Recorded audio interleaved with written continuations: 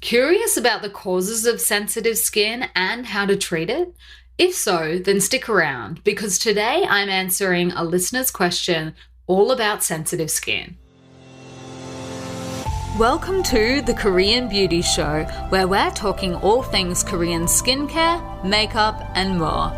If you want to learn about the hottest trending products and ingredients straight from South Korea, then this is the podcast for you. Each week, we'll be diving in to take a look at the latest trends, as well as all the tips and tricks you need to perfect your K-beauty routine. I'm your host, Lauren Lee, professional K-beauty expert and founder of Korean beauty platform Style Story. Today's podcast is brought to you by Jellicoe Cherry Blossom Sleeping Mask. Want to wake up to brighter, bouncier skin tomorrow? Apply Cherry Blossom Sleeping Mask tonight. Hello and welcome back to another episode of the Korean Beauty Show podcast. So today's episode was actually a requested episode from one of our listeners, and she was interested to know about the causes of sensitive skin. And one question she had in particular was whether sensitivity is only caused by a broken skin barrier or whether there are different causes of sensitivity. And if so, how should people treat their sensitive skin depending on what has caused their sensitivity? So that is a great question, and I thought that it deserved its own entire episode. So today I'm going to be looking at the best Korean skincare for sensitive skin. We'll explore the root causes of skin sensitivity, plus some of the best ingredients to care for it as well. So I think the appropriate place to start off for today's episode then is to take a look at why skin becomes sensitive. So as our listener rightly pointed out, one of the causes of sensitivity is a damaged skin barrier. But in fact, skin can become sensitive thanks to a really wide variety of external and environmental factors. So things like pollution, sun exposure, and artificial heating can all contribute to sensitivity. And sometimes skin can even become sensitive as a result of the use of incorrect or harsh skincare products or incompatible ingredients. So that is where it becomes a little bit tricky, because obviously what ingredient can cause sensitivity in one person might be totally fine for another person. So I will go into a little bit more detail about some of those ingredients and why they can cause problems for some people. But basically, if you are using the wrong products for your skin type, for your skin, for you personally, then it can erode the skin's barrier, which opens it up to bacteria and other aggravations as well. So some external factors can also result in skin becoming dry, red, uneven, and all of these can make the skin look older. It can make your skin look like you have larger pores than you actually do. So there are quite a few different symptoms of sensitivity, but they can basically, no matter what the cause, they can manifest themselves in a lot of different ways. So let me go through some of those things with you. Now, I want to start with a list of ingredients that can contribute to sensitivity, but I think it's really, really important. I am not a fan of fear-mongering in skincare, and I'm really not a fan of people that go around saying that everyone must avoid X, Y, or Z ingredient. And I think there are a lot of people in the skincare community these days that are doing just that. I think there are a lot of brands that are fear-mongering because it matches the kinds of products that they're selling. I also think that there are a lot of influencers and bloggers that are pushing a certain agenda and making really broad, sweeping statements about things like fragrance, and all kinds of other ingredients. So I don't like that, and I don't agree with it personally. I think skincare and your skin are very, very personal to you specifically, and the types of things that might set one person off are going to be completely fine for someone else. I look at statements that suggest blanket ruling out entire categories of ingredients, basically the same way I look at people pushing really extreme diets. For most people, all things in moderation is going to be the key to a healthy diet. And I think that is exactly the same for skincare as well. Most things are fine for the vast majority of people as long as it's in moderation. I think cutting out entire food groups is really harmful. And I think in the same way, it just doesn't serve a purpose. And it can be really, really confusing for consumers when people come out with these, broad brush statements. And I see the confusion that a lot of this fear mongering has on people that are just trying to do the right thing by their skin. And that's why it really, really frustrates me.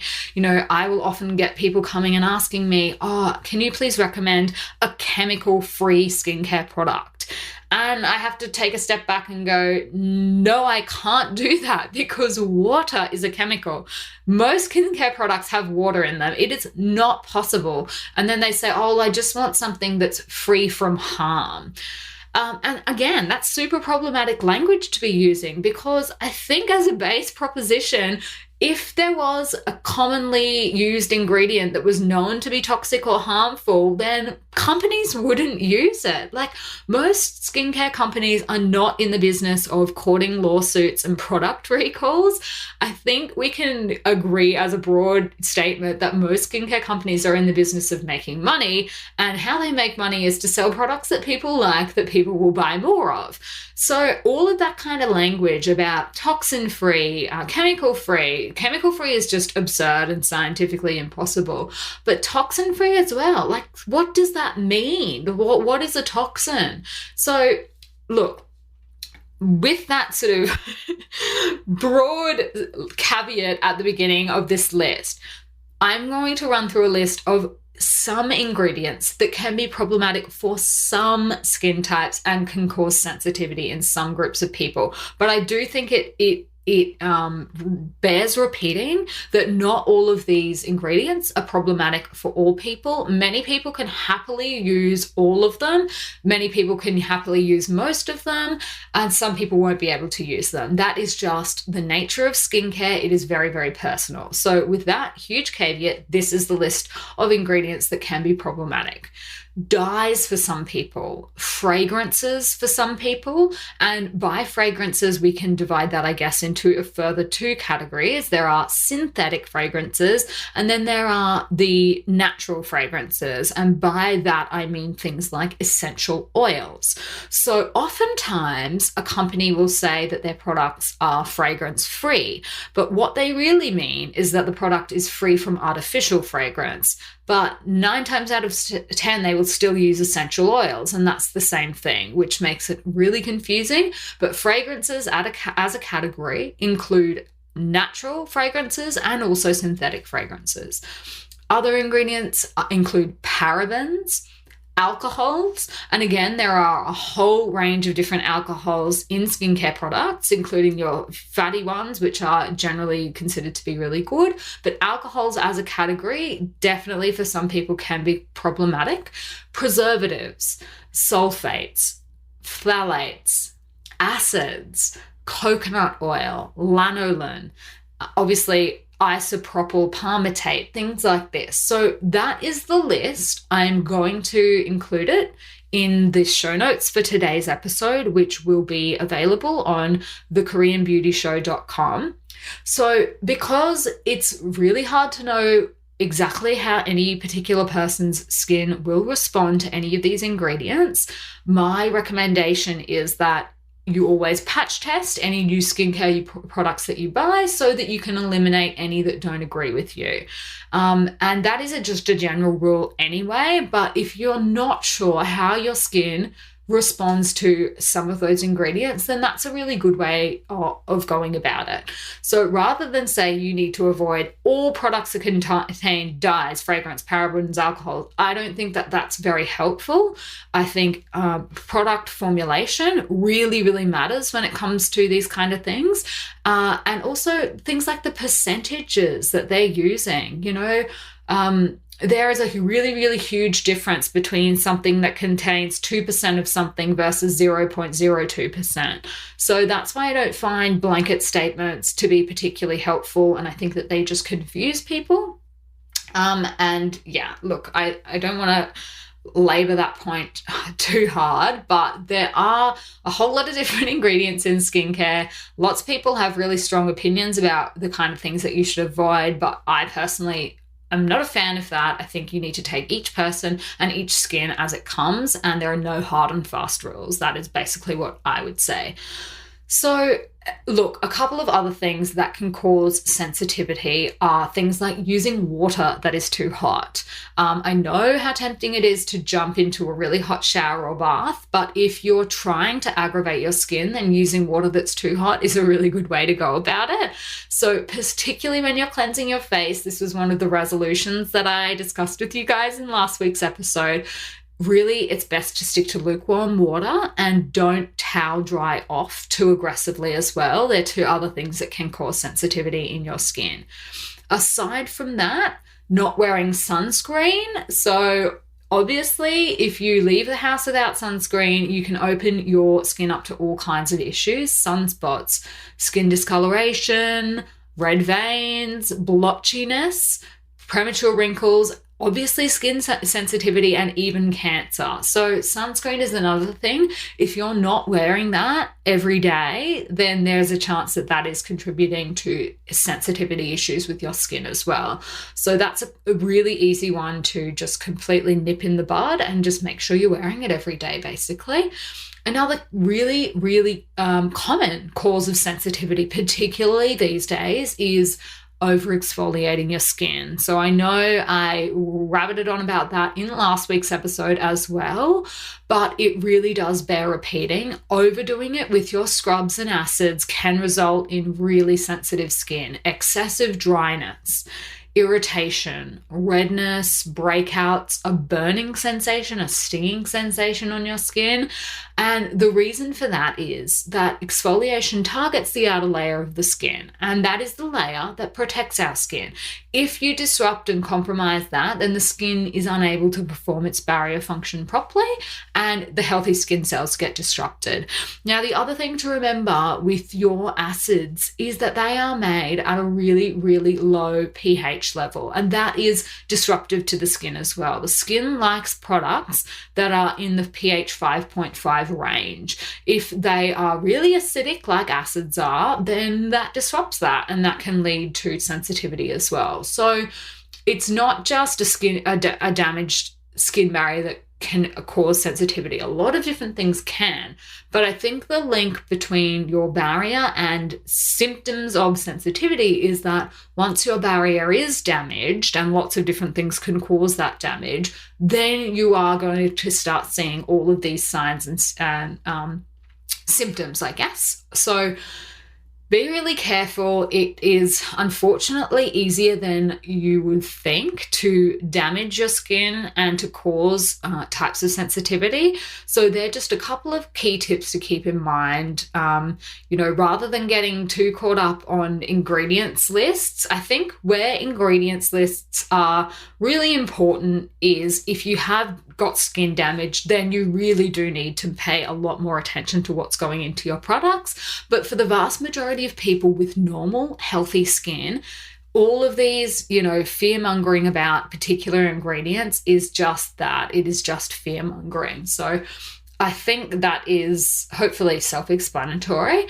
I'm going to run through some of my favorite K-beauty ingredients that are sensitive skin friendly. So if you're looking out for K-beauty products that you can use in your routine, whether your skin is naturally sensitive, whether it has become sensitized, these are some great ones to look out for. The first one is allantoin. So this is an extract from the comfrey plant, and the reason why it's so good for sensitive skin is because it has the potential to protect sensitive skin, and it also softens and soothes it. So that is a really great one, and thankfully it's actually very common in K-beauty products. So keep an eye out for allantoin. Burdock Root is the second one, and that's another plant extract that can also help soothe the skin, and it acts as an antioxidant as well. The third one on my list is Centella asiatica, which is also known as Sika or tiger's grass. I know we have spoken about that numerous times because it is a really, really popular K-beauty ingredient. So it's effective in treating wounds, and it can help with all types of different skin damage. But basically it works by promoting collagen production and inhibiting the inflammation that leads to scarring. That's why it's so good. And linked to Centella asiatica, another ingredient that you'll see mentioned by name is madecassoside, and that is one of the bioactive compounds in Centella asiatica. So that one serves as an antioxidant.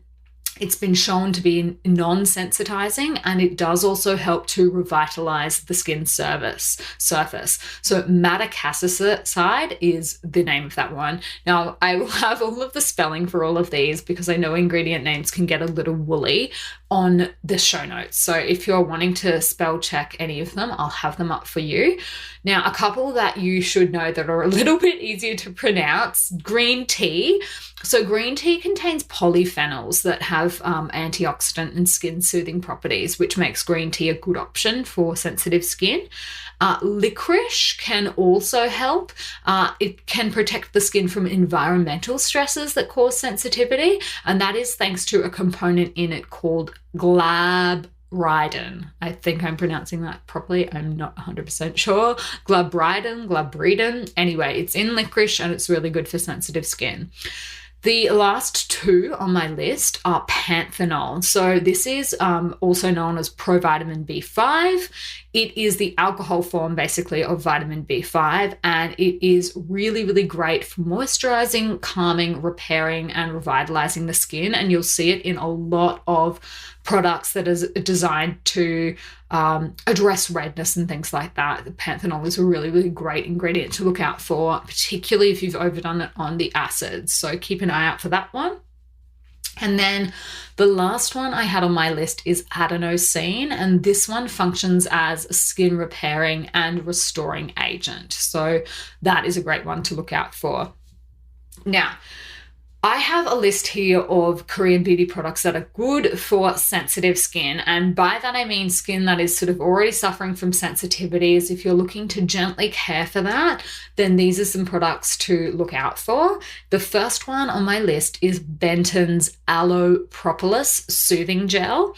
So it's a gel texture. It's very, very light. It's probably not going to be the best fit for dry, sensitive skin, but it does contain no alcohol or fragrance. So it's really helpful to soothe irritated skin and maintain the correct level of hydration. It's probably going to be better for your oilier and acne-prone skin types or in summer. I know for me personally, it's not enough hydration, but that is a good option if you need alcohol and fragrance free. Now, the second one is Applebee's Derma Daily Repair Cream. So this contains a lot of ingredients like ceramides, sodium hyaluronate, and peptides that are really great for just boosting the skin and intensively caring for it. It has a really nice formula that works well for most skin types as well. So that is another good one. Our Jellicoe Cherry Blossom Sleeping Mask also has allantoin, adenosine, and panthenol, which are all on the sensitive skin friendly list. And it skips out on alcohol, silicone, essential oils, mineral oils, sulfate detergents, parabens, urea, DEA, PEGs, tea, and phthalates. So that is another good one. And the light gel texture is really quite soothing on the skin. I find if my skin is feeling red or just hot, it really makes it feel cooler. So that is another great one. Now, Tosawung has a green tea mask. They're pure green tea mask made from a high quality green tea extract. And that's really great to just hydrate and calm skin that is sensitized. Benton's Aloe Soothing Mask Pack, very, very similar. That's another great one for easily irritated skin. And then a couple more I've got for you are iUnique's Centella Calming Gel Cream. Now, this has a great formula with centella and tea tree leaf water, but it won't be enough for dry skin. It's that very light gel texture. I didn't find it was hydrating enough, but it is quite soothing. So if you need something to just really bring, a flushed feeling out of your skin or just really soothe it and calm it, that might be a good place to start. And Tosawung's Green Tea Eco Brightening Essence is another one that's really great just to soothe and calm red, irritated, and sensitive skin. So they are my picks for K-beauty products that can really, really help. I hope that answered your question as to how sensitivity can occur. It's not just because of a sensitive skin barrier. However, there are a lot of things that we can do that will really harm the skin's barrier. And once your barrier is damaged, you will start experiencing the signs and symptoms of sensitivity. So just a couple of quick and easy tips to avoid sensitivity are things like wearing sunscreen every day, obviously avoiding overexfoliation. We want to avoid using water that's too hot on our skin and towels and things like that that are too abrasive. And then also learn the ingredients that don't agree with your skin type so that you can avoid them, because things like that will cause sensitivity. If you have a particular ingredient that just doesn't agree with you, and we went through a long list of ingredients that can cause problems for some people. Not for everyone, but for some people. Alrighty, so that is all I had for you for today. If you liked today's episode, then I would really appreciate a rating and a review on Apple iTunes. And if you would like to connect, you can come and find Style Story on Instagram. We are at stylestory_kbeauty. And until next time, I will see you on Style Story.